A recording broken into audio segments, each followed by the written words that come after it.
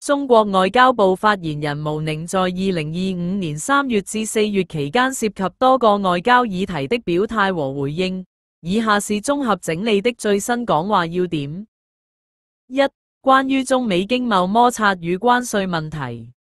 一、回應美方升級關稅措施。毛寧在4月10日通過社交媒體平台分享了毛澤東主席1953年關於抗美援朝的講話視頻，並配文強調中國不怕挑釁，不會退縮，表明中方對美方濫用關稅手段的強硬立場。他指出，美方將中國輸美商品關稅稅率提高至84%，是錯上加錯，嚴重違反多邊貿易規則。中方同步宣布對美反制措施，將原產於美國的進口商品關稅稅率同樣提高至84%，並於4月10日正式生效。林劍，另一位外交部發言人，同日補充稱，中方反制是為了維護自身權益和國際公平正義，並強調關稅戰沒有贏家，中方將堅決應對美方霸凌行徑。二、關於國際熱點問題的回應。一、全球經濟與貿易壁壘。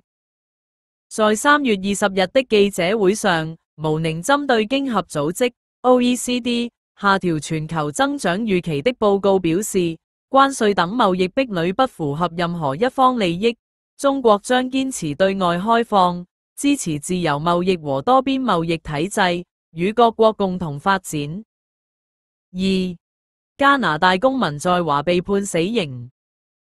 針對加方譴責中方對加拿大公民執行死刑，毛寧強調中國是法治國家，對不同國籍被告一視同仁，依法處理案件，並要求加方尊重中國司法主權。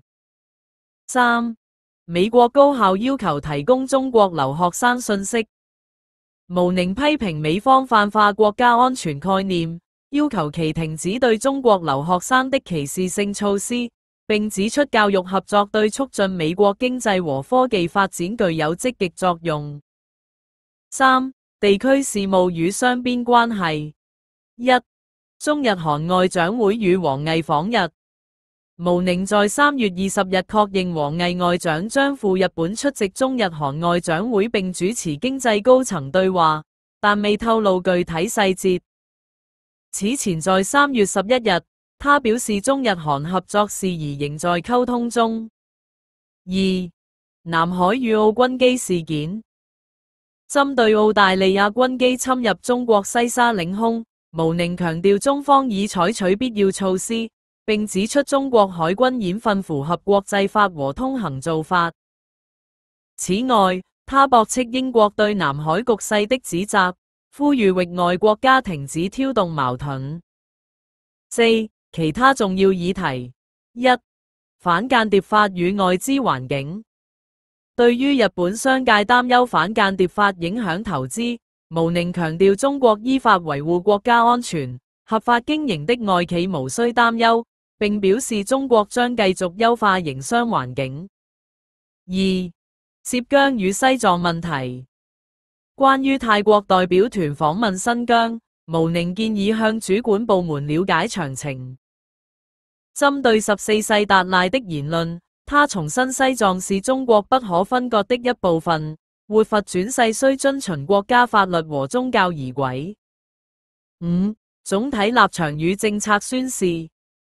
毛寧多次強調中國堅持法治原則和對外開放政策，例如在3月11日回應中國兩會經濟增長目標時，他指出中國將通過擴大制度型開放、高質量共建一帶一路等措施為全球經濟復甦提供動力。